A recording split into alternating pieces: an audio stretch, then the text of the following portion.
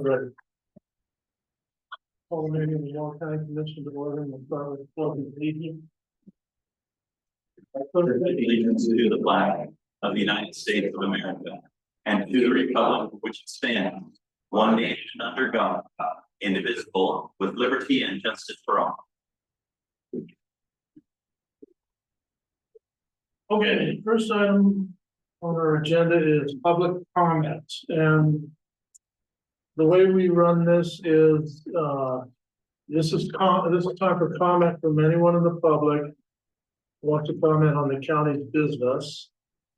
Each person will get 3 minutes. We'll start with people, anybody in the room who wants to comment, and then we'll go online after that.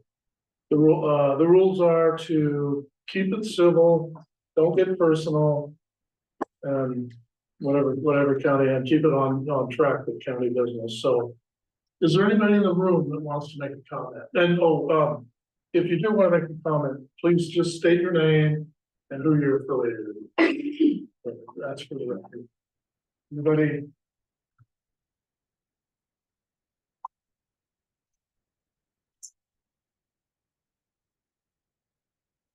Kelly Doherty, Boardman, Oregon, Morrow County citizen. I just want to put into the record today 2 grievances on public records, or not public records, public meetings. I asked a few questions and I am wondering how we are in compliance with our RFP for today's series. As the RFP states that we shall have an evaluation committee set up by the county that was for these applications. But what I found out is that we don't have that committee set up. We have a committee that Matt Jensen set up, that Matt Jensen has the authority to not pass on those recommendations unchanged. He can accept, reject, or alter any of the recommendations that the county has committee has made, which is perfectly legal, but I don't believe that that's the intent of this application and the evaluation process that was set up by the county. If that's not a county committee and that's Matt Jensen's committee, then we didn't follow the proper protocol of the RFP. And we also deceived the citizens of the county. Several times Matt said, the committee for selecting ambulance service providers had 2 meetings, 1 week, and the applicant interviews are scheduled for Friday, June 26th. That gives it the appearance that this is a selection committee. It wasn't a selection committee. It was Matt Jensen's private committee to give him recommendations, which he can alter, reject, or accept. So did we alter and reject any of these scoring from the citizens that we thought was a citizens committee that was giving recommendations to the county? I hope that you put this recommendation on hold today, go back, set up the committee that you were supposed to set up, and take those recommendations from those citizens that you promised their input from. That's all. Okay, thank you. Is there anybody else in the room that wants to make a comment? Then is there anybody on Zoom who would like to make a comment? Please raise your hand. Do you see anybody now? I don't see anybody raising their hand at this time. Okay. That'll conclude the public comment portion, and then we'll move on to an administrator's report. Matt Jensen. Thank you, Commission. Want to start off with just a little personal note. It was 1 year ago today that I sat in this meeting during a special session of the Commission and interviewed for this position. And it was another warm day with and I believe the fire over by Lexington was just put out 2 days before. And I didn't realize why it was so smoky in Morrow County. I was hoping that wasn't a sign of things to come. So I just want to say I appreciate the opportunity. Of course, I was hired and came on board in the month of August. It's just kind of a personal milestone, but I appreciate the opportunity to be here. The trust and responsibility that's been placed on county administrators here in Morrow County and the other places they have operating county administrators. While we will be responding and reviewing the recommendations of that committee later on as an agenda item, I do want to just give an update on the circuit courthouse. We have the environmental has started. They've been down to the site and taken samples. We have the geotech will be on site on July 9th, so this next week. We anticipate both reports coming around July 23rd. And so we're hoping to be able to get some recommendations back to the Board of Commission on whether that site's a feasible location. The Kinzu Mill site is a feasible location for the circuit court building. After that, we will look forward to the Board of Commissioners' final determination there. And just wanted to give you an update on that. I know there's been a lot of people asking. It doesn't happen overnight. Getting on people's schedules and then doing the tests and getting the results is a little bit of turnout. We're still within 3 months that we're looking at, and we're hoping to make sure we get this taken care of to have a good presentation to you by the 1st of August. So that's where we're at with that. Right. Nothing else at this time for discussion. Okay, thank you, Matt. Next up, we'll open agenda. Does the commissioners have anything they want to add to the agenda? I don't. Okay. The consent agenda, we've got 4 items there. Is there anything that either of you want to take out, talk about? Nothing for me, so I'll move for approval of the consent agenda. I'll second. We moved in second to approve the consent agenda. Further discussion? All in favor? Aye. Aye. All opposed? Motion carried. Okay, we'll move on to our first business item would be a presentation on the ambulance service selection and recommendation for a notice of award. That would be Matt. You have a presentation available,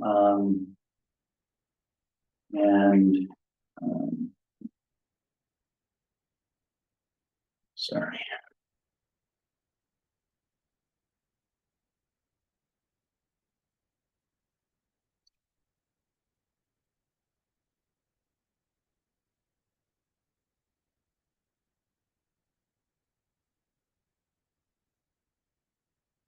I'll just check. Bob Blackmore is online and is available. I will ask him to unmute.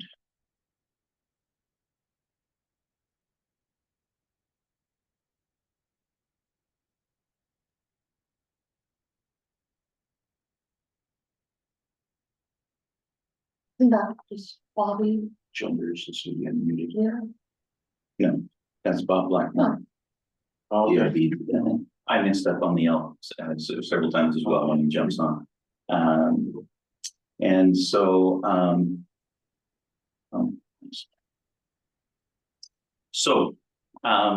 as I said, a year ago I came on board. I knew the ambulance service plan. At the time we were calling it the ambulance service area agreement was a major issue. I thought it would be easy and very quickly resolved. And then got into it and realized the history, the bit of the complexity and some of the issues that we have on here. With this presentation, I wanted just to give more or less break this down into 4 points and then open up for open discussion and questions by the commission. Of course, please stop me if you have any questions as we proceed. Just to establish the background of the ambulance service question is that we had the commission tasked the county administrator and the contracted council to update and modernize the ambulance service plan. The transition, this was really triggered with the transition of ambulance services from volunteer staffing to full-time staff. That revealed there are certain specific issues with the ambulance service plan as different providers were interested in doing it. As we went through that over the last, you went through it longer than I have. There's been several questions about the structural on those things, as the previous ambulance provider had ceased services on March 12, 2024. An interim provider was hired until the new ASP would be put in place. After extensive work, including public and stakeholder input, the Board of Commissioners adopted a new ambulance service plan on April 17th. Per ORS, the effective date was July 17th, 2024. As we got that adopted, the staff put out for a request for applications and started to explore how we would go forward with this, with the implementation. Just to touch base on certain requirements of why we did the updates to the ambulance service plan. Reestablishes the county as the authority over the ambulance service plan. The Board of Commissioners will be the ultimate deciders on both how the ambulance service plan is rolled out, as well as appointing a more or less a nonpartisan advisory committee for the ASA, so we can go through. Does reestablish the 3 ambulance service areas. This has historically always been in the ambulance service plan. It's just we've had a single provider for 30 plus years, which by and large, when it was running as a volunteer and during the transitionary to the full-time, had exemplary service. They really did provide for Morrow County, and we heard that as we went through this process. So the establishment of an independent ASA advisory committee makes sure that there is no bias on provider selection and a review of how the providers are operating in the county. We also took the opportunity to update various technical requirements and references to specifications, deferring to OHA and ORS rather than the county trying to get technical with all of the life-saving requirements that OHA and ORS are set up for. As we went through and finally got it adopted, one of the options that I presented to the Board of Commissioners was the 3 of you could decide the course of the providers. The other option, as was outlined in the adopting ordinance, was to form a committee to review the applications. And the Board of Commissioners allowed me to form that committee.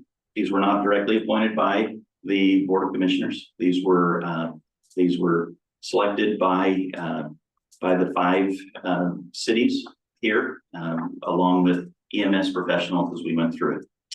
On this, with the determining the initial providers, the Board of Commission is ultimately responsible for selecting providers.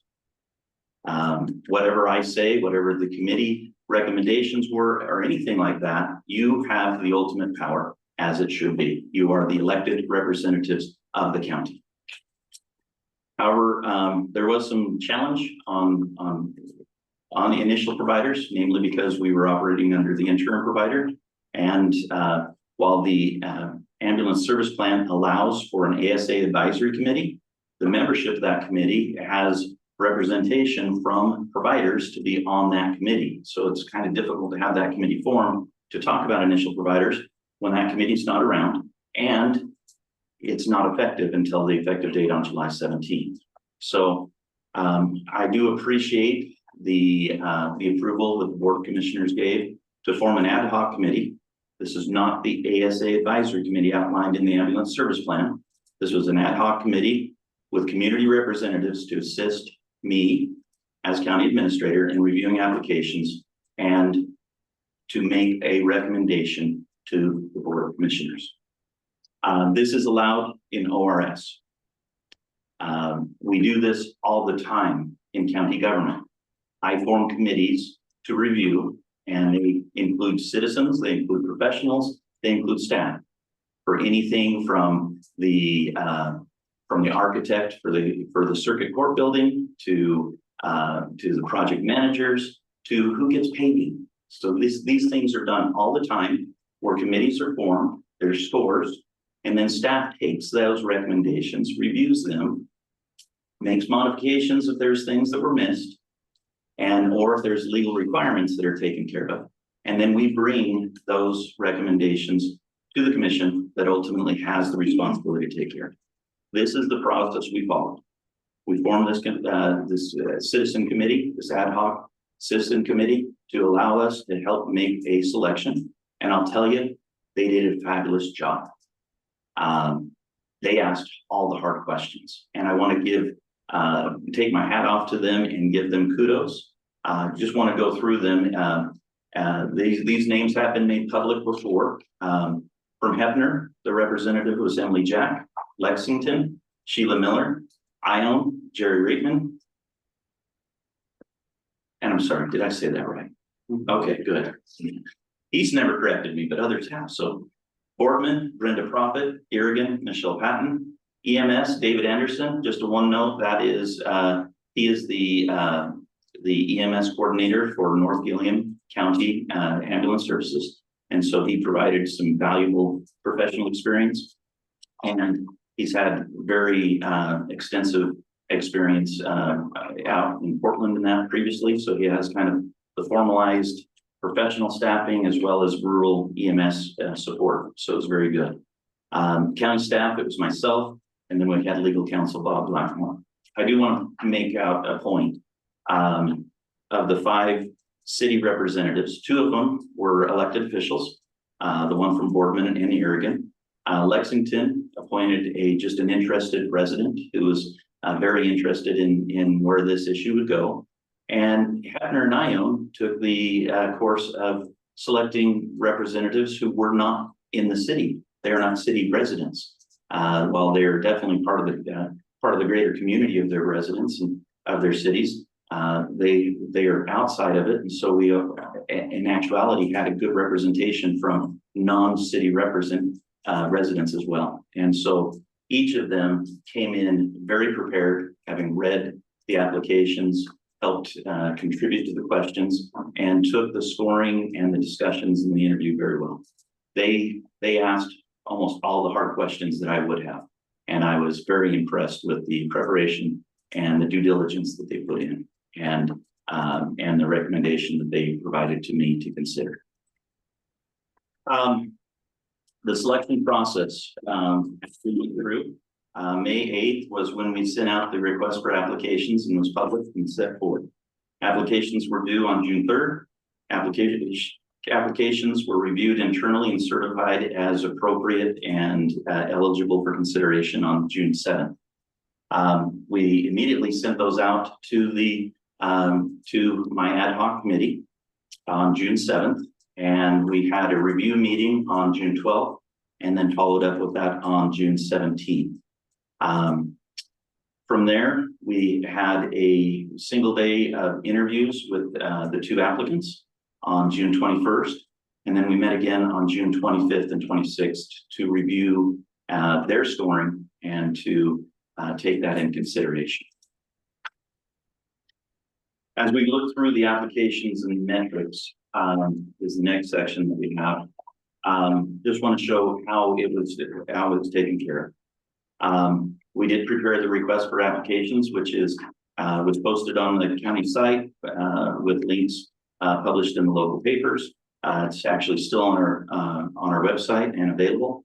The requirement was to provide individual applications for each of the 3 ASAs that they might be interested in.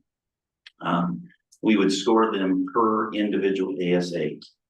And we did provide a consideration for synergies in having multiple ASAs awarded, and that would be considered separately.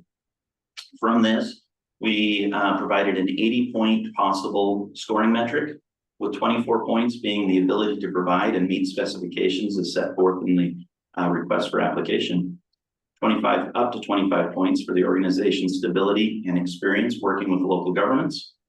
25 points for qualifications of the team members for the type of services required, and 5 points for reference checks. And like I said, each of the applicants fulfilled those requirements in sending this in. As I said, the 2 applicants was Morrow County Health District, a historical provider for the county, and Boardman Fire Rescue District, which is the current interim provider. Both are licensed by OHA, and their applications were found as accepted. If you notice on the considerations, financial, was not part of the scoring. That's more of a metric for, realities. And a lot of times when we come to, score RFPs or RFQs, we take the cost quotient out of consideration by the committee. They should not be driven by who's the cheapest to do. While that information was available to them, they did not score accordingly. And this allows more or less staff to bring in that percentage and to modify any considerations based on true financial impact for the county, or we weigh that as part of the scoring. At this time, we didn't weigh it as part of the scoring, but we did want to bring that information up to the commission. The information that was provided was an estimate. The Boardman Fire provided a estimate cost to the county and up to cost on those. The Morrow County Health District, because of some uncertainties that they expressed and explained quite well, provided an estimated loss which they would anticipate the county to cover. And so you can see there's differences on approaches, and some of those differences is the way they staff and how they take care of it, and we'll review that as we go through the next few slides. One item, of course, is Morrow County Health District did provide an option if they were to provide services for 2 ASA areas, including which one of those would include the southern ASA, that there would be a slight discount on the 2 ASA approach. So we go into consideration of scoring and recommendations. Morrow County Health District, several of the strengths that they had in their application and in the interviews was, of course, the 30 years experience in running the ambulance service for the county. That gives them a great network of knowledge and resources to pull from. They have that established network of quick response teams and community support that has been very vocal in the support for Morrow County Health District. And their close ties to communities were represented in letters of support provided and taken in. Some of the concerns that were expressed by the committee and that I feel strongly about.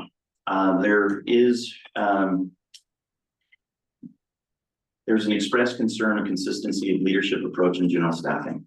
How they handle that, while their EMS leadership has been consistent and taken care of. There has been some questions on turnover rates. They showed a rate of 5.15% that for their hospital overall, that are their overall district employees, which they state is lower than national averages, but it was a concern that was presented to them, and just leadership decisions on those types of things.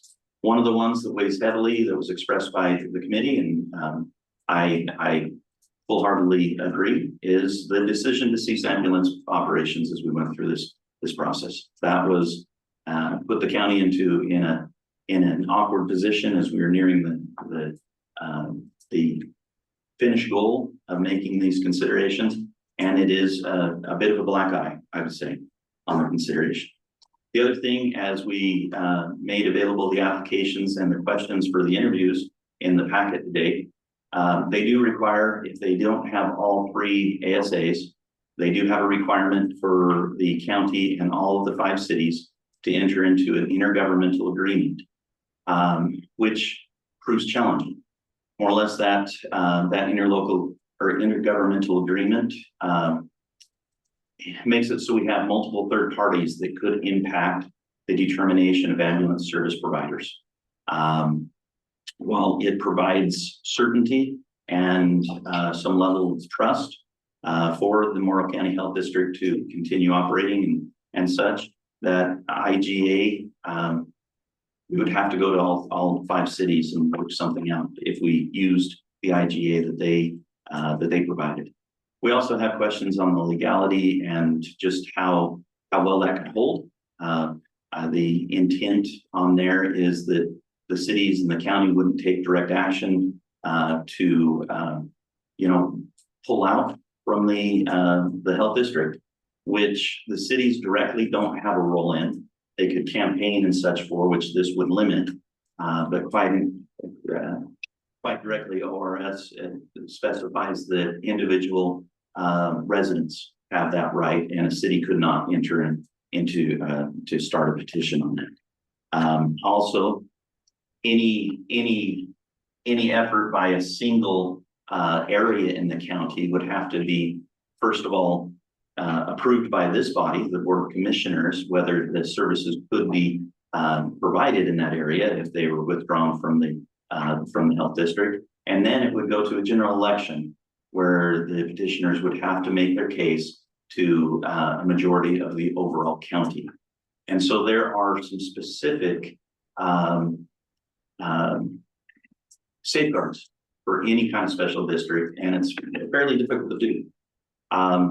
The IGA does provide a thing that if the cities or the county do have issues with any kind of levels of service, that they would go to the health district and remedy and give them a period to remedy the issues, which I think is well-hearted, but it would make it so that the county would be more or less handcuffed by the majority vote of the 5 other cities plus the county.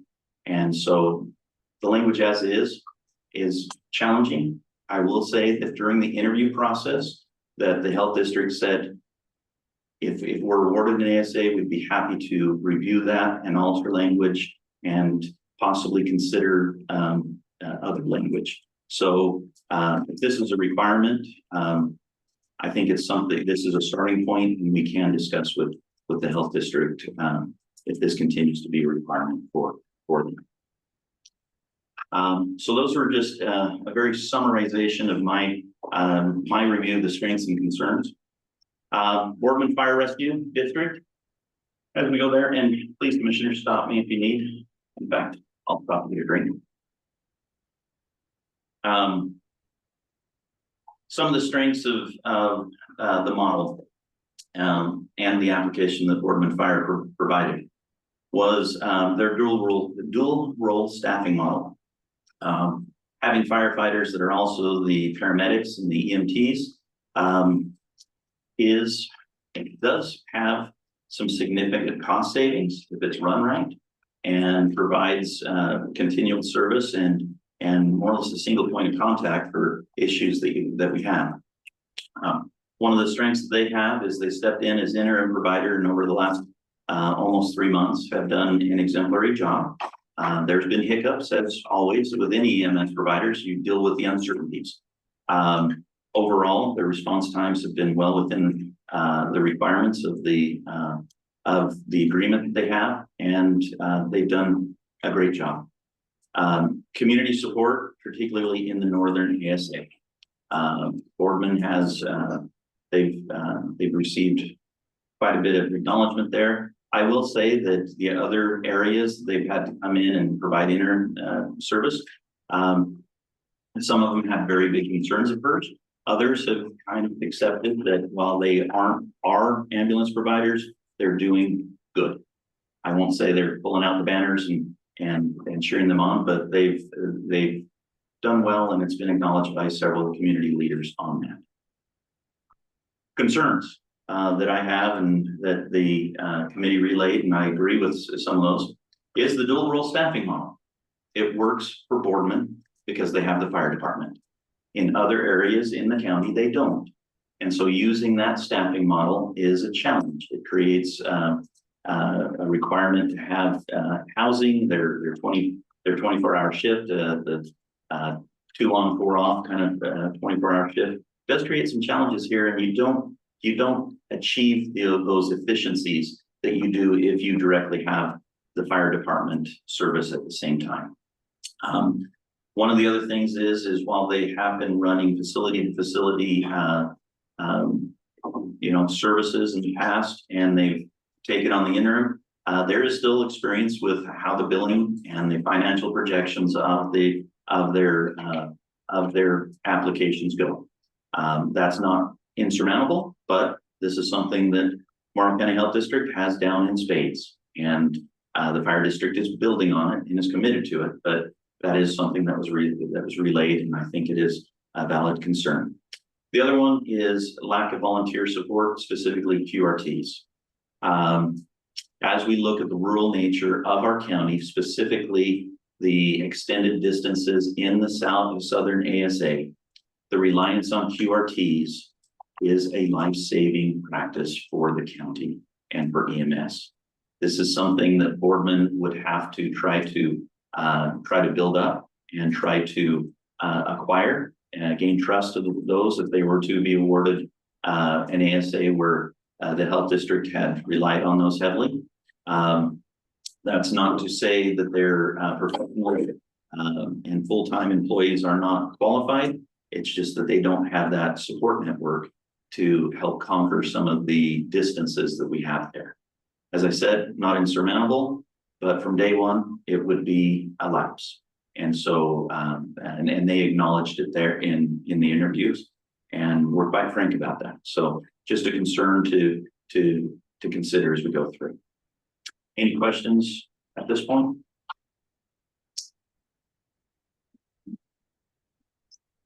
Well, the committee is in a consulting role to me to bring before and take care of. I did felt like I should share the composite scoring from the committee members as it pertains to each of the ASAs. The committee scored the Northern ASA overwhelmingly in favor of Boardman Fire Rescue District. And you see that they have a very strong preference to that. They have a strong opinion in favor of Boardman Fire Rescue District. I think that synergy of their model with the fire district there provides some unique options and opportunities there, and a lower cost response for the Northern ASA. And as such, it's my opinion that the best overall approach for the Northern ASA would be with Boardman Fire. With Southern ASA, the committee's recommendation almost flip-flops from the Northern. As you can see, almost exactly. I mean, the scoring is almost that same way. Through the 4 categories, Morrow County Health District was at 66.25, Boardman Fire Rescue District was at 45.375. Again, based on the review of the committee and their opinion, and the strengths of the presentations that were provided by both of them, I concur that the Morrow County Health District's organization, their community connection, their network makes them the best position provider for the Southern ASA. And that puts me back to the Northeast. The committee was pretty much evenly split on the Northeast. They saw value in both of them. In my opinion, it's extremely close. And the committee gave the recommendation just to refer it to you, because they, in what I felt was a decision based largely in political nature. It's while both of them, the Morrow County Health District has the connections with the community and the governmental entities there in Oregon, there is value, especially in proximity to Boardman, for Boardman Fire to have that as well. And so the initial result was very close, and as such, I wanted to do a little bit more analysis on this with you. With the initial scoring of the committee, it's a 1.125 point difference in favor of Boardman Fire. However, there's some particular points to point out. 3 of the members scored Boardman Fire higher. 5 of them scored Morrow County Health District higher. And so we don't have a majority of the committee giving this recommendation. to go with that. If you remove the highest and lowest scores from this, it actually flips the vote to Morrow County Health District, but still only by a small margin, a larger margin, but a small one at 2.17 points. And the old statistics in me from school pulls out and says, let's look at the median score. That was not helpful at all. Both median scores came out at 63.5 in consideration of all scores.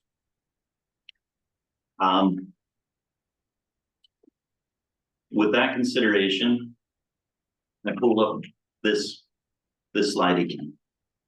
And like I said, the committee did not look at the financials directly. They had them there, but they made their scoring based on the items there and provided a recommendation to me.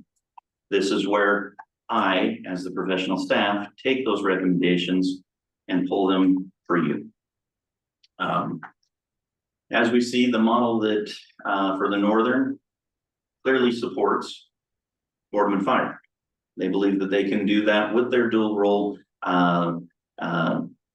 staffing model and the synergies and efficiencies there for a much lower price than the Morrow County Health District can. In the Southern, again, it almost flips because of the staffing that they have here and the connection to the hospital, which allows the health district almost to have a dual role, a very effective dual role in the South with their paramedics and EMTs working the clinics and that. It's almost similar to how Boardman does their fire, and therefore it's very effective and they're less expensive. The Northeast is the question. And while Morrow County Health District does show an increased cost for that, this is where, quite honestly, the fact that Boardman Fire does not have the fire department there means that the cost of that will be different. And I am concerned that their cost their anticipated reimbursement might be a bit low. And with the idea that the governmental entities have provided letters of recommendation, that weighed heavily on my consideration from what the committee was able to provide in their efforts. As such, and in due consideration of the great residents that provided assistance on this, the recommendations that I have for the commission is to go with Boardman Fire Rescue District for the Northern ASA, and that based on, and for both of these, based on finalization of negotiations, and for the health district figuring out IGA requirements, my recommendation would be to go with the Morrow County Health District for the Southern and the Northeast ASA. As we look at this, we now put the ball in your court. For the ASP and for just the purviews of an elected body of the state of Oregon for the county of Morrow, the Board of Commissioners have the statutory responsibility to make a determination. Today, I've provided a summary of what my ad hoc committee provided, and with some adjustments based on my recommendations as the county administrator to the Board of Commissioners. You have 4 options that I have for you, and there might be other options that you would like to discuss. The first one is to accept the recommendations and make a motion to approve notice of award for each individual ASA, subject to finalized contract negotiations, and direct myself and Bob Blackmore to proceed with contract negotiations. The second one is to provide direction to staff and/or my ad hoc selection committee to vet additional information regarding all or some of the ASAs. And then you do have the purview, if you wanted to directly interview or enter negotiations as a Board of Commissioners with the applicants on all or individual ASAs. And of course, you can do any combination of the above. If you wanted to say, get started on contracts with these, we want to talk Northeast more. That is your purview as the elected representatives in Morrow County. I will tell you, this has been a long process, much longer for you all, and very long for the applicants themselves. And while this has caused much strife and concern in the county, we believe the adoption of the ambulance service plan that's now in place and the initial establishment of these providers will allow us to have some groundwork where we can rebuild some faith, some trust between providers, and continue to provide exemplary EMS service to the residents of Morrow County. I've talked a long time. And so I turn it over to you as Board of Commissioners for any discussion or questions on this issue. And I just want to make sure, Bob, are you unmuted? I am unmuted. Yes, I can hear you. He's available as well. I have a question for Mr. Blackmore.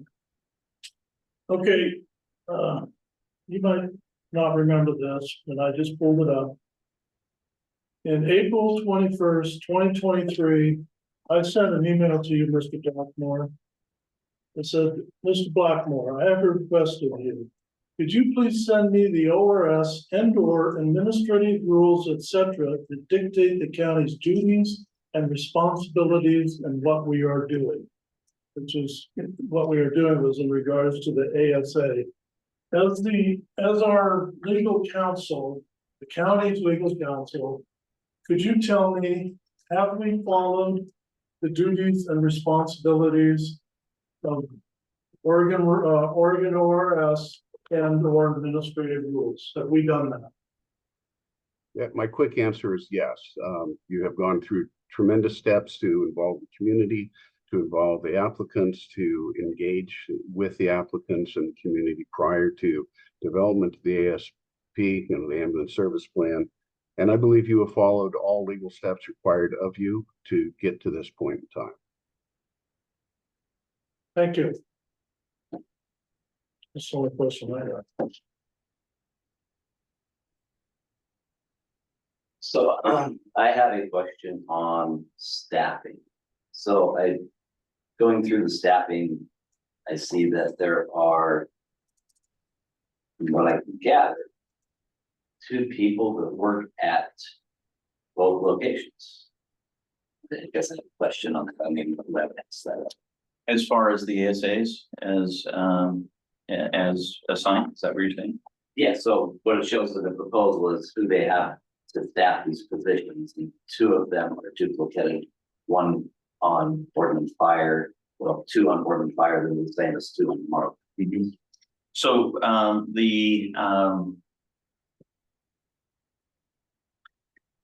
the applicants, as we put that forward, there were a couple people that were hired over from the health district on Boardman Fire. When the committee asked if the roster was legit, the health district's response was that they have had commitments from all previous people that they are interested in coming back and providing service and being employed. And that's what if they were awarded the ASAs and needed to be. So that was their information that the health district provided, was that roster to their testimony was that, and response was that is a legitimate roster. It might take a little bit because some of those people have gone on since they stopped providing ambulance services, but they've reached out to them, and most of them, if not all of them, and have received confirmation that they would be willing to provide service. Commissioner Draco, I apologize, but that's not quite right. That was an accurate roster of our current employees. We were saying they were awarded with on that. But it's correct that some people work for both of us, and that's been the case for quite a while. Well, given that you said that, anybody that's on my list that's on a health district is not employed by that health district, and they are by policy not allowed. So that's why I asked the question, but then you was gonna get two different answers, right? So. I think it's sitting in difficult. Paul just informed me that it was on yesterday. I'm sorry. Our EMS director just informed me that they resigned yesterday. Oh, I was unaware of that. So, in speaking of that, and the roster where they're, not fully staffed in the interviews, they said that, Boardman said they would be willing and to take over as soon as the contract is finalized. They'd be, so we had it in place by July 17th, they'd be ready to run.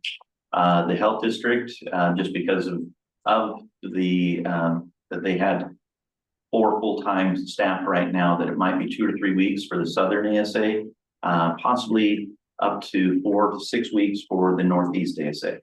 So for staffing challenges, there are some logisticals and getting people back in that was presented during the interview.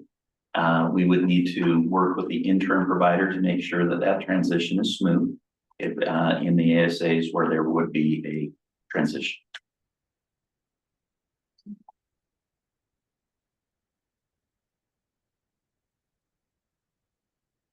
So yes, I have a couple questions. One is maybe the first one's more just a comment. I really do have a problem with the IGA requirements. Because I don't know how we would enforce it. And as you said, you know, it enters third parties into something which really has nothing to do with ambulance service. This is supposed to be about providing ambulance service. Service to the citizens of the county, which I don't believe the IGA is. But even beyond that, a 20-year IGA for a contract that's 5 years, I really have a problem with that. If we were to go the IGA route, I would only do something that would mirror the length of the contract, which is 5 years. Okay. Again, this meeting doesn't enter you indirectly into that IGA. It's just to allow us to negotiate those contracts and come to you with some kind of finalized. But that is a very valid point and something we could include in the considerations.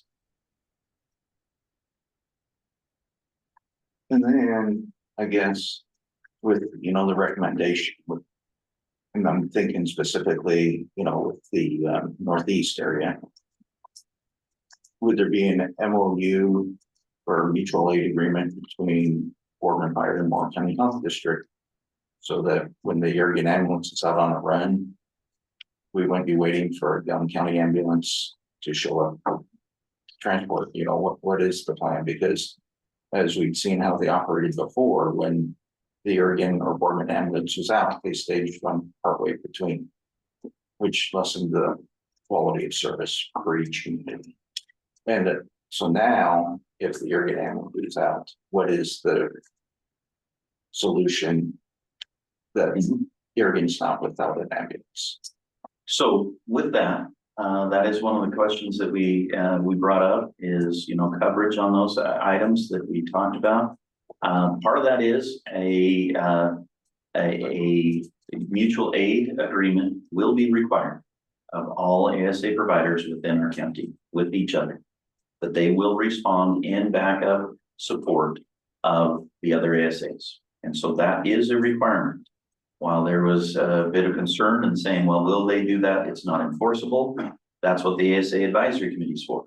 If we have a provider that's not responding to mutual aid requirements, that will put their provider contract into question as revised by the ASA advisory committee. So that'd be a breach of contract. It would be, and it would be reviewed, and the ASA advisory committee would make a recommendation to the BOC if action would have to be taken based on. So yes, as far as backup, I mean, these do require, the ASA agreements do require 2 ambulances in each location. And that they can be staffed by call-up backup teams. We require 1 team on duty and the other ones should be pulled in for the health district's model is to have those come from their QRT teams. I'm sure there'll be some flexing of ambulances possibly between the two ASAs, but then a response on mutual aid requirement there. Just to let you know, not directly related to this conversation, but as we form the ASA advisory committee, and we get that staffed up, one of the things that OHA will be asking us to do is revise the specific response times in there. They feel like they're a little bit lax, but I believe both of these applicants are in a position that if we tighten up some of the ASA responses in the city areas, that both of these, as we have the ASAs drawn up, should be able to comply with those response times.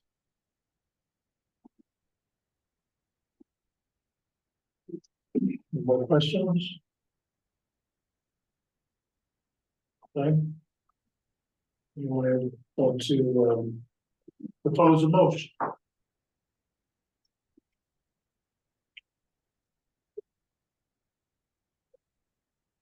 So I guess I would be comfortable with making a motion to authorize staff to move forward with the recommendation of providers as laid out. With the stipulation, you know, or I guess that was only my concern, so I don't know if it should be in a motion, but the IGA. So I guess my motion would be to move forward with the recommendation as presented by staff. I guess I can't comment yet, so, I'll Please second it. to discuss it. Yeah, I'll second it. To discuss it. Been moved and seconded for the discussion. So, I mean, on the IGA, we're obviously gonna have to use legal counsel to make sure that we're not getting ourselves in trouble. Yes. So I personally, I don't have a problem having the IGA part of it in the motion. That's my. I echo that part of it. I think that needs to be looked at closer, but as far as the whole process, I feel good about the way we got here. As the county's legal representative or and he told us we followed the law, did it the way it was supposed to be done. So I feel good about how we got here. So I'm gonna call this question. Have the motion. Valerie, could you read the motion?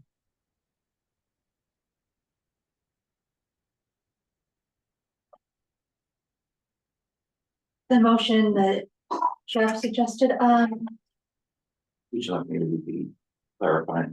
yeah, if you could. So it's to move forward with the recommendation of staff to award the Northern ASA the bonfire, the Northeast Morrow Health District, and the Southern to Morrow. Okay. Been moved and seconded, all in favor? I Aye. All opposed, motion carries. so will now maybe to address some concern I heard during the discussion to you, and I've made the comment. So I'll make a motion that we direct staff to consult with legal on the IGA and take into concerns that have been expressed by the board. Second Okay, for the second, discussion. further discussion on this. So my understanding on that, sorry, just to kind of set the table for the discussion is to review the necessity of the IGA language that's binding on us compared to the third party, and as well to make the IGA coterminous with the ASA award. That's what you, that is just a motion. Yes. Okay. You satisfied with? Just making sure I have the direction. What's up? Is Blackmore satisfied since he's the attorney dealing with this? You want to bring, Mr. Blackmore? I'm satisfied with how you presented it. I take it you asked the maker of the motion to approve. The other parties have, so the correction is noted and part of the record. We moved and seconded for discussion, all in favor? Aye. Aye, all opposed, motion carried. Any further discussion on that item? Okay. Hearing none, we'll move on to our next business item, which is 6B, Emergency Operations Center invoice to Oregon Department of Energy, with Steve Freeland. We'll actually need to, strike that one. We didn't get the additional information. Okay. Okay, we're going to, at this time, we're gonna start that business item. Right, Jake? What's that? Let's take a break. Yeah.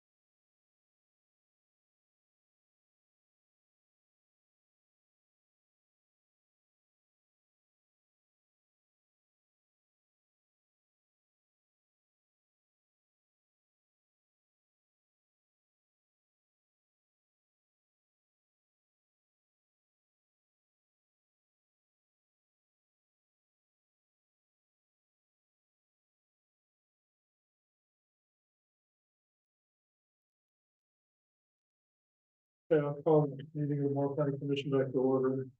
And we were informed that 6B is going to be struck from the agenda this week.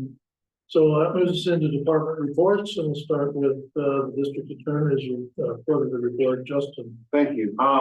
And Justin Nelson, Morrow County Attorney for home, will be on Zoom. Besides county counsel, primarily doing the prosecution work. And it's been, I guess I'd say for an update, it's going pretty well so far.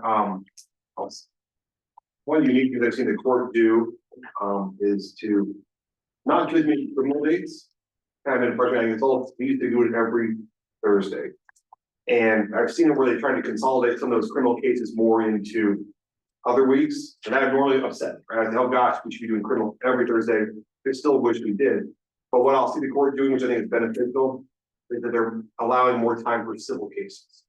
So, and I think that's one thing that was, particularly during COVID times, was neglected, was the idea that, oh, we're gonna put everything on a Thursday. And the issue is any criminal case takes priority, at least how the court has a system, over a civil case. So someone who has a contract dispute, been going on for 2 or 3 years, it's finally set for a trial. Well, that's a candy bar case that's set for a trial, would take priority. Even though this one might involve millions of dollars, you know, the contract case, it's really directly affecting the person's life or this company. The candy bar case, it's a criminal case, it takes priority. So I just want to bring that up. I think it's good that the court is kind of moving some of these civil cases through. Like I'm seeing more time for, you know, our juvenile delinquency, penalty cases, contract civil cases, divorce cases.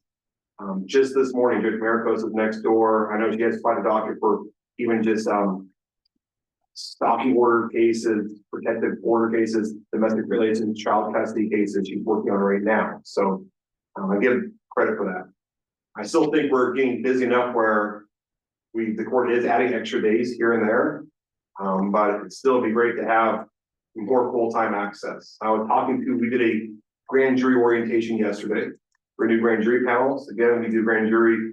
It's like the same as a jury term, jury duty term of 3 months. The new panel just started. I was talking to them and I was explaining the issue of for grand jury, you have to have at least 7 grand juries. If all of a sudden just 6 show up, well, it's not a big deal. You ask for permission. You have to judge permission and say, hey, can we go forward with less than 7? And it should be approved, not an issue. I said the issue by Morrow County not having a circuit court judge, because remember, Judge Deal is justice court, can't handle any of the circuit court stuff. By justice court judges being over in Hermiston and Pendleton, I told them that will be at least 45 minutes to an hour delay. because we have to write a motion, file a motion, affidavit, give it to the court. The court then has to scan it into the system, send it to Hermiston or Pendleton, find a judge available. It's not like just the idea of walking across the hallway, saying, hey, is Judge Smith available? Oh yeah, can you review this? Sign it? Okay, we're going a few minutes. So that's kind of, I explained to them again saying that's the issue, that we get delays sometimes. The court's doing its best right now to kind of work with it, but that's still an issue how Morrow County is treated differently than Unitarian County. I truly believe it. We have rotating judges, so we are different, but the court is doing its best right now. It looks like, besides encouraging a full-time judge in Morrow County. So try to work on that. For cases right now, no cases really stand out as much. I do know we've had, I think the sheriff's office, you know, they have different personnel coming in, but different transitional personnel, so we've had some officers, made a detective having to work patrol. We get that still going on. But a lot of our time, I would say, has been with the House Bill 4002 deflection program, the idea of basically funding coming from the state to help with the drug recriminalization of methamphetamines, right? Turning it into a unclassified misdemeanor offense, with the intent of the legislature saying, hopefully we can divert these cases, kind of term in diversion, deflections. And it's more of a complicated process, but as part of the session, they said, here for certain counties, Morrow County, one of them, there's a certain amount of money, can you make the program work? Where these people might get cited for drug possession, but then funneled off to a kind of a diversion program, where they're handled by a treatless CCS. And if they comply, they made that case is never charged, and if it is charged, it's dismissed. The issue, of course, is that's a pretty quick turnaround. So they've made quite a few meetings. I give a lot of credit to Community Counseling Solutions. They've been very there all the time. Jesse Rose, our lipstick coordinator for Morrow County, has been attending the meetings, really helping out. And we've submitted our application, our initial grant proposal for what kind of program we're looking at doing, which currently is the proposal is kind of working with Umatilla County, and not like the exact same program, but using the same people. We know that the treatment providers are going to be the same.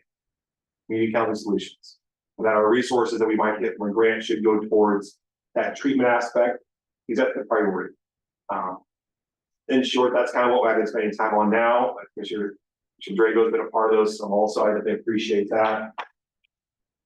Because it's coming on quick. It's not like all of a sudden we have time by saying, oh, let's plan this out a month or two out, really look into it. It's basically saying, start September 1st, here's the money. You know, I think we even signed up for an initial, oh, we're interested in doing this, and half the money came.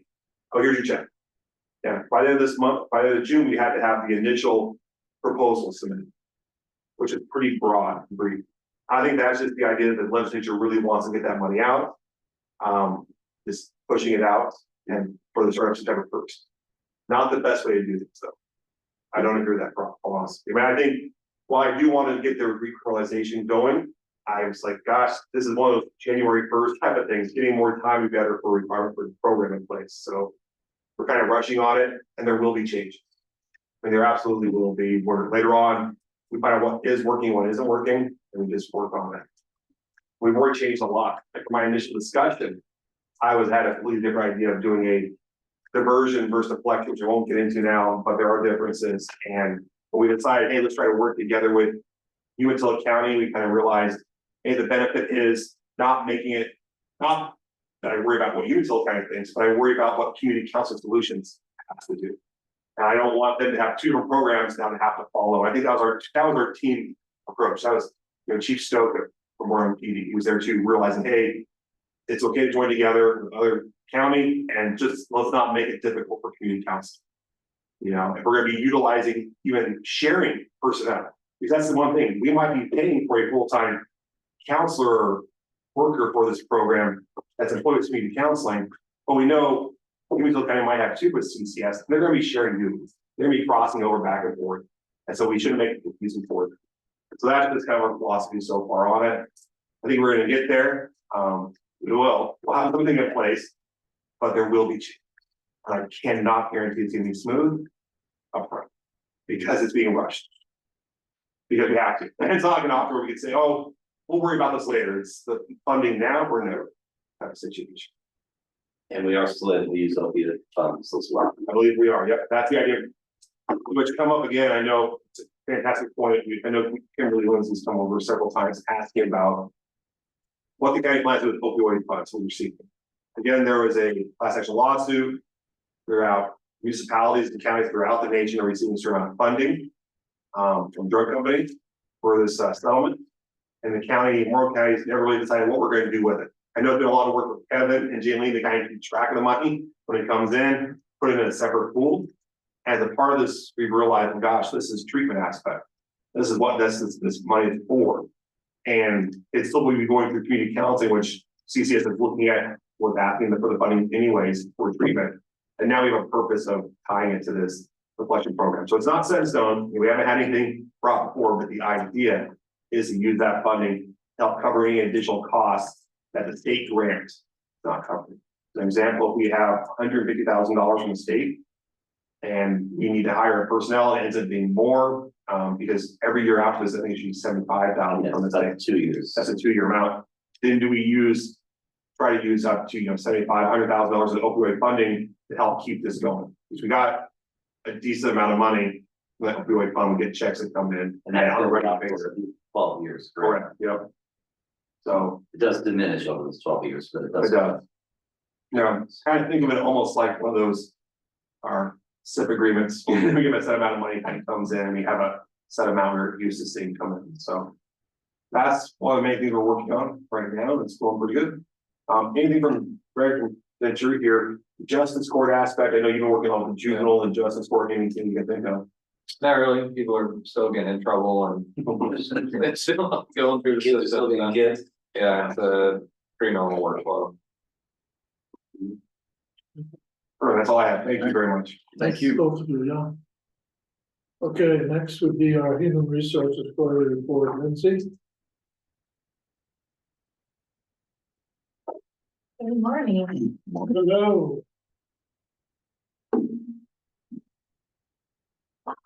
Okay. Thanks for having me. As you can see in my written report, we had several new hires and promotions and or transfers for last quarter. And then we also had a handful of resignations or terms. We have a retirement coming up on Saturday for Mike Proctor. He's a park ranger, primarily at the Village Park.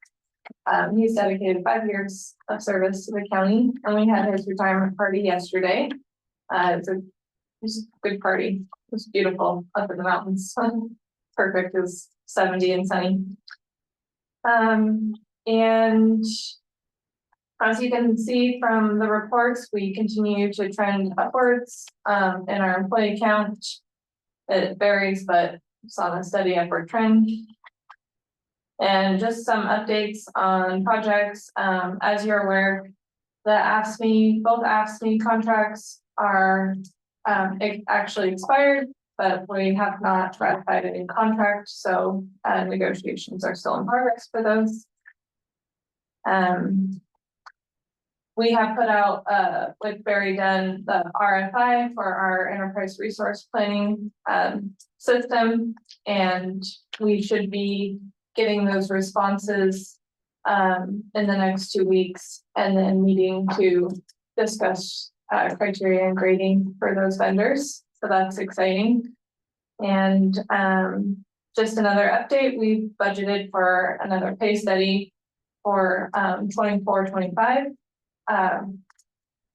It's best practice to do those every 3 years, because with the Oregon Pay Equity Law, you are doing them no less than every 3 years, then you can avoid certain penalties and fines if you are found,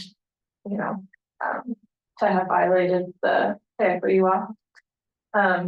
So getting ready to do that for 24-25. Still updating several policies and procedures. And we're actually looking at the request for coverage for the annual benefit renewal right now. So I'll be bringing that forward next meeting, actually, for the board's review. And our payroll coordinator has issued the cost of living increases effective July 1st for those groups that have their cost of living already set.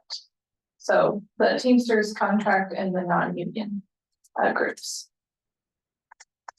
And then the last item I wanted to update the board on was the safety committee.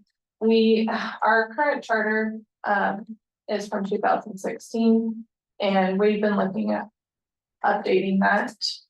There's been a lot of changes to the law and regulations surrounding Oregon OSHA and changes to the county. Quite frankly, it was signed by Judge Tallman. So, back then we didn't have a county administrator.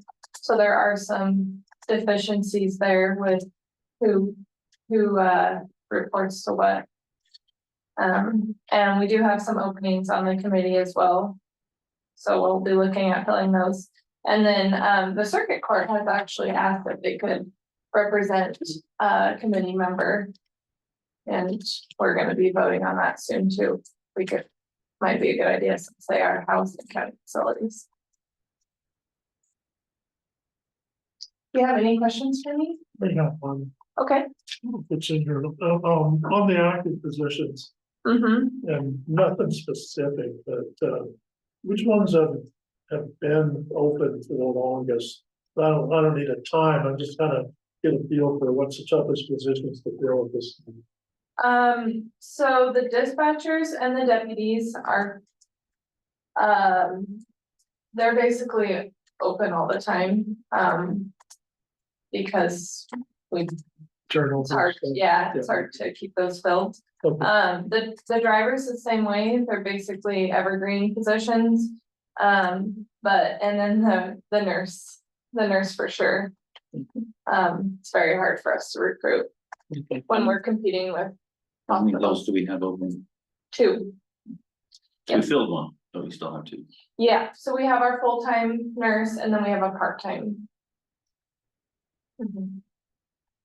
Okay, that's the only question I have. You guys got any questions? No. Thank you. Thank you. Thank you. Keep up the good work. Thank you. Appreciate your report. Okay. Next up will be our public health department quarterly report. Robin. There she is. Okay. Good morning. Hello. I saw you back there talking about health. I know. And it's the update you on my staffing, so that was really handy for me. Robin Kennedy, Public Health Director. Let's see, so on my quarterly report, you have it in your packet there.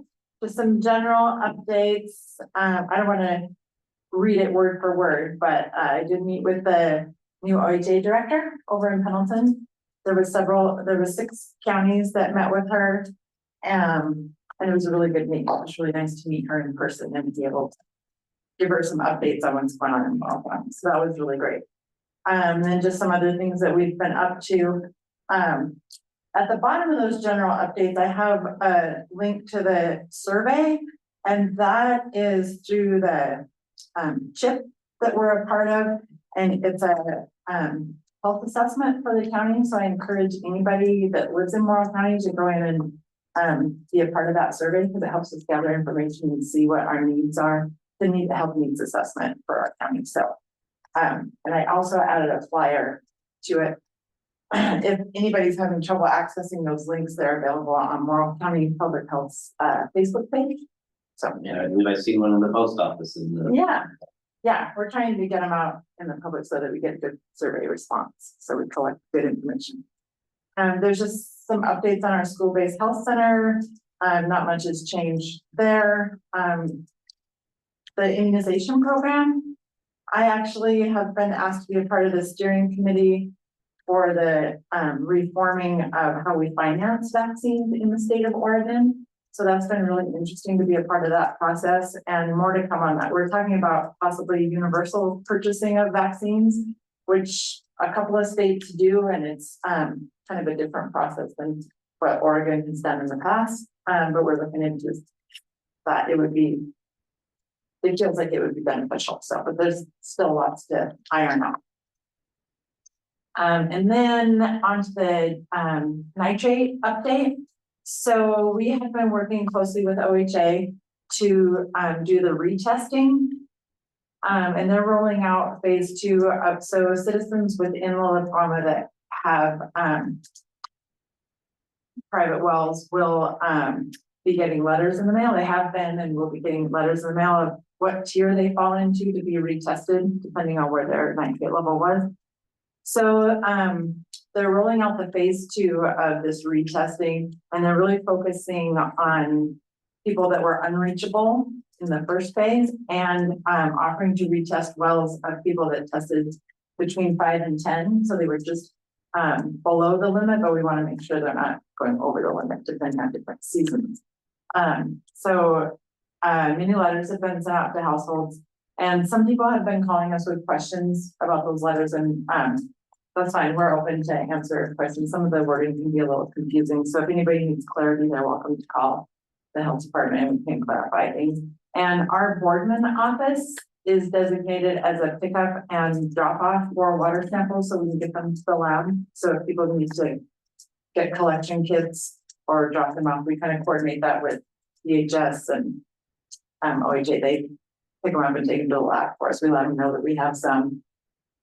They're checking in with us daily to see if we have samples that need to go to the lab. So it's been a good collaborative effort, and we continue to make sure that people have clean drinking water or filtration systems if they qualify. I got a question, Yeah. And, you know, it's okay if you don't answer this because you're probably still planning. I'll try my best. It says you're looking at ways to implement longer term solutions to providing clean drinking water. Mhm. What kind of longer term solutions are you kicking around ideas? That's in collaboration with the planning department, and it's been an ongoing effort, but there's several different things. It will depend on some research that's being done. That's kind of the correct way to answer that. There's still research being done to see what would be the best Yeah, way. no, I was just. If annexing to public drinking water is one of the options, or I think the either one of reason the why options, is, or it's yeah, I think that's. separate water district. Those Yeah. are kind of the ongoing things we've been looking at for a long time now. I was just thinking that might kind of segue into what our study or our Session. work session.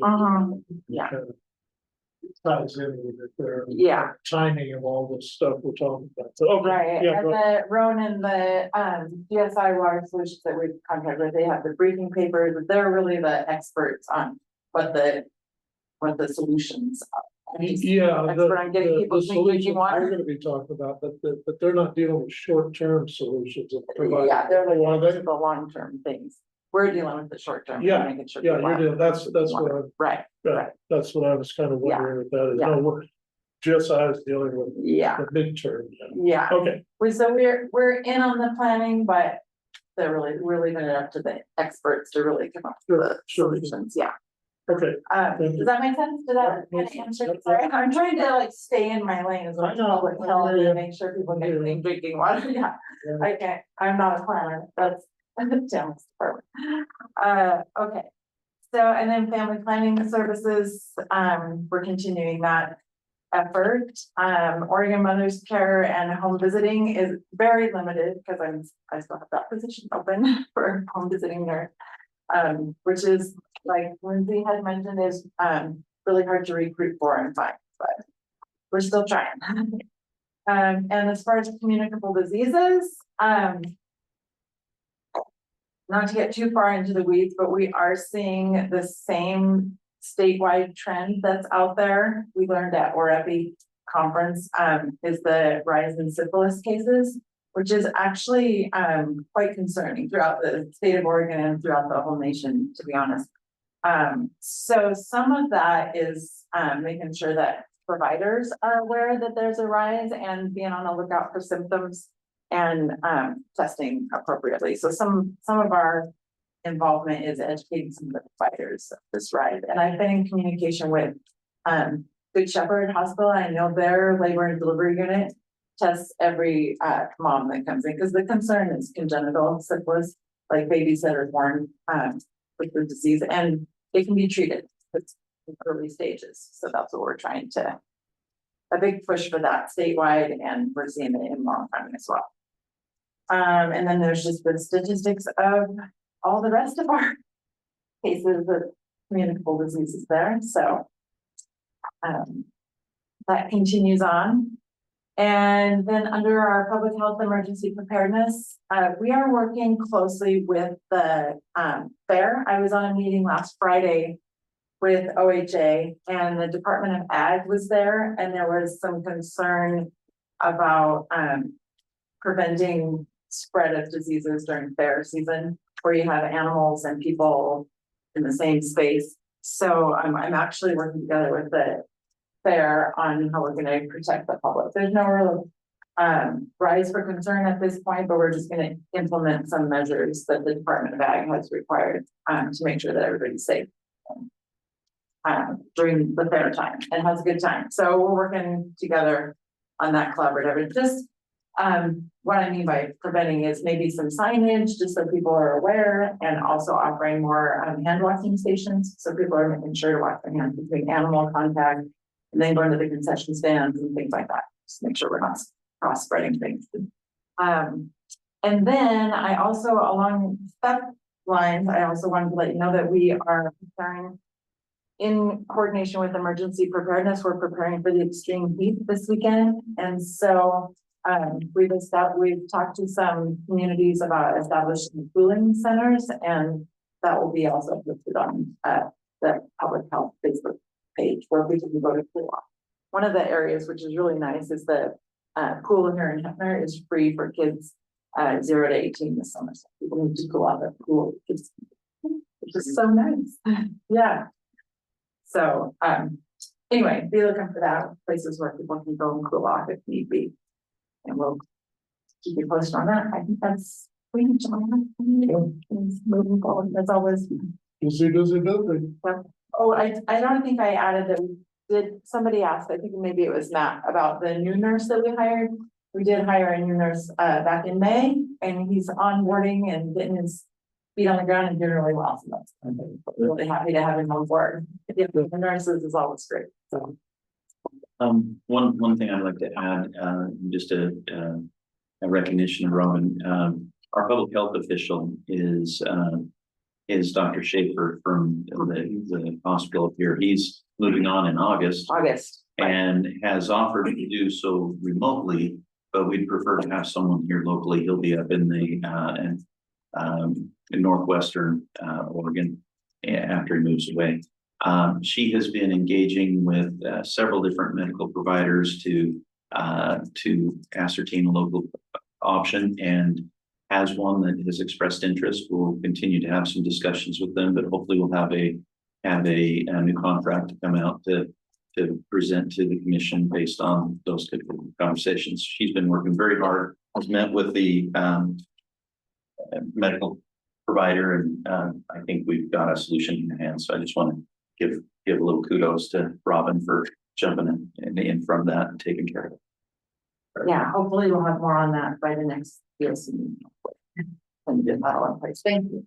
Good. All right. All right. Thank you very much. Yes, thank you. Report. Okay, next up will be our fair office quarterly report. Sue, is Sue online? And you?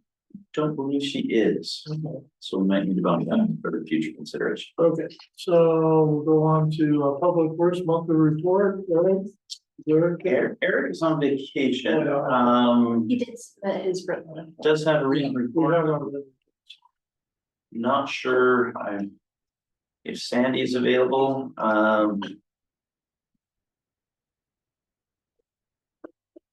It doesn't look like Sandy's. We've got it. Oh, she is. Oh, I'll unmute her. did you have, Sandy, did you have anything you wanted to add here?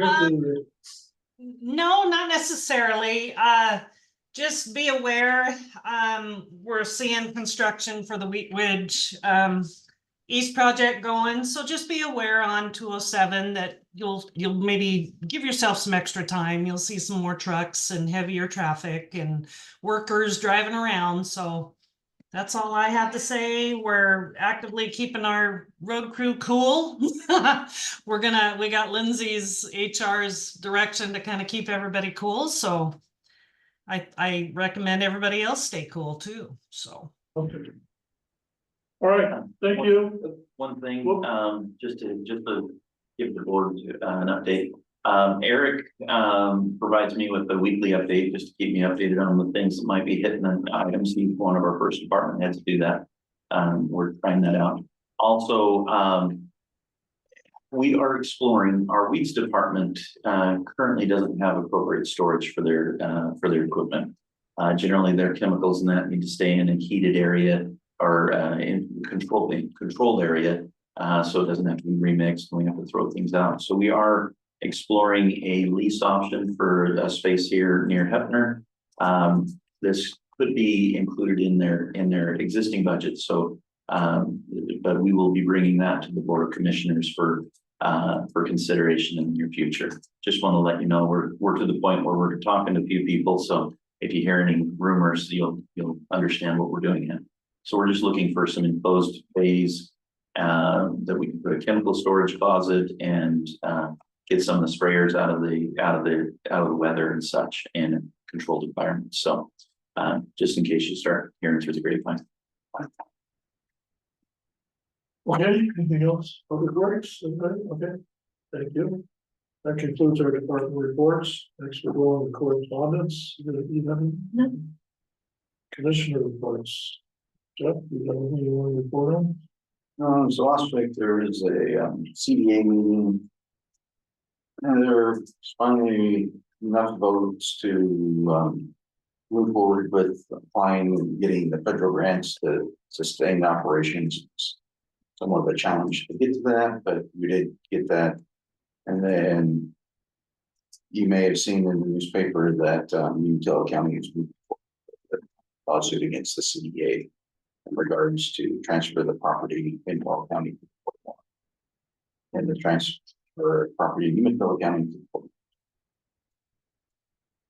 Warren. So that's it for that. Anybody else? You know? We, in regards to that, county staff has received some paperwork on that.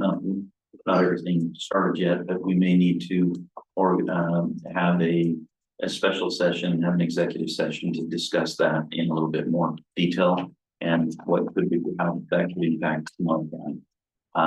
I know you're out starting on the Monday. So 22nd. okay. Preference, I think, from county council might be to try to do an executive session next week. Even just a pure Zoom one, touch base, since the county's not been served with anything yet, so we have notification of it. It is in the e-court system. The court's a public record system, shouldn't complain. So if there's a time next week that works, we can touch base and look at it some more, but that'd be the preference. I understand might not have an internet connection, but we can at least work on it, try to have one of these 2 out of 3, give an update on I it. think if nothing else, I should be able to call it. Okay. Yeah. That works So we out. can set up a Zoom so you can just when it does hit, we have a 30-day response time, and so we just want to get ahead of it and see where the Board of Commissioners stands. And if you have questions regarding, I really is an update, kind of giving us information through the executive session, which is perfect because it is litigation. Having a basis for that communication, so.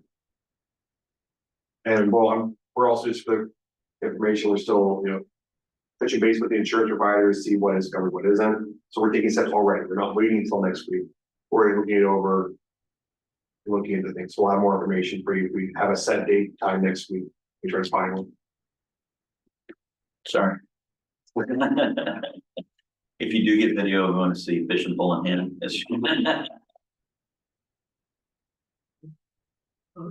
Right, you got anything? Yeah, so Cameron and I met with Robin Harkless with the NCPP with the water on the Wama assessment, and that's going forward. We're supposed to know something more here by August. So that's after the assessment's all done, then got to everybody yet, get the inputs. Good direction with that, and then we also went to the CCA, Women's Coalition. Harvesting was a really good show, a lot of people showed up, good attendance and good information.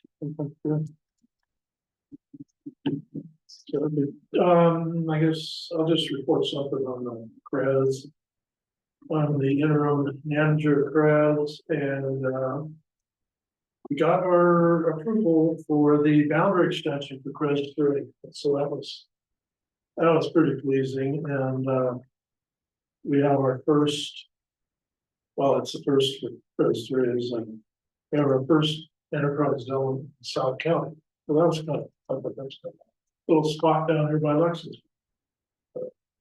Maybe heavy equipment's building a new shop, so that's kind of what stimulated it, but we got all the stuff together and got it off Business Oregon, and they put their stamp of approval on it, so. And I don't know if you remember, if we talked about that or not, but there's a section right next to, that we included in the enterprise zone because it's zoned correctly. Industrial zone, and when we got rezoned, it was zoned. Yeah, it got rezoned at the same time Bailey bought the property, so when I saw that, I thought, well, it makes only sense to put that in there too, just kind of get it ready. So I called the property owner, he goes, yeah, that's kind of what I got. So Lexington has a nice little piece there, not huge. It didn't, we still got a lot of land left to go through it, so. Yeah, but I thought that was good. And the first part of it was the boundary extension was to go into the city of Boardman to allow for a new hotel. Expansion up. Yeah, so that's how we ended up tagging the Lexington onto the Boardman extension. We did it all. The business already took that investment, so we did that. Got approval on that. That's all I got. Okay, before we adjourn, we have the work session, and I have a question for staff, would we be able to hold that now? No, not since we set it for 1 o'clock. So our public notice went out, and that's the idea is. I always think it makes logical sense, right? The thing is, we're gonna show up for a public meeting or a work session, and maybe no one else shows up, but we should have moved it up. And the idea is, well, we noticed the public, and so if we did change the time, their position would be, gosh, I was ready for 1 o'clock, I didn't know earlier, so I apologize, I wish we could be much more efficient. But for the public notice, we have to wait till 1. Well, yeah, and we don't really know what the agenda is till it comes up at this meeting. Yeah, so in the future, can we do it earlier and then postpone till a later time? That is, yes, That's I'm not a not like, problem. no, that's not a problem. It just depends if you said if you had it as a commission meeting, as ever 11, and then the VOC part goes longer, gosh, it's noon, we're at lunch. We can't do this one until 1, that's better. That's at least saying, like start on here, things get delayed, just like in court. You're gonna start at 10, now start at noon or something. Same thing where that's okay. If you're purposely doing it, then that would be an issue. 4 days later, that'd be a problem. But it is purely that except for 11, our ASA discussion went till for several hours, and we're just getting done at noon. We're gonna do the work session 1. That would be okay. Because that's also being communicated to the public the entire time. Whoever showed up at 11 is aware of what's going on and is realizing, oh, it's getting later and later. So they're informed that way. Something to consider for future. Yeah. Well, keep that in mind, yeah. Just the idea on that, it is a little, it's been an issue before, even when we talked about with like public meetings or normal board commissioner meetings. In the past, we were hoping, hey, it's, I feel tell the public saying, oh, well, this one, we won't worry about this one until 11 o'clock. And then all of a sudden you get done a lot earlier than you think. You're like, well, all right, we're ready to move this up. We're like, well, if we set 11 on the agenda, we really, even though it's just part of the normal board commission meeting, we need to wait till 11 now. So that's where I think we've gone back to just saying, well, here's the agenda. We don't know how long it's going to take, and we apologize, but it shoots us in the foot if we get set time. Alrighty, any other business? Nope. Okay. And, all this meeting is adjourned and ready documents assigned? Just one. Okay. We'll do that. Thanks, everyone.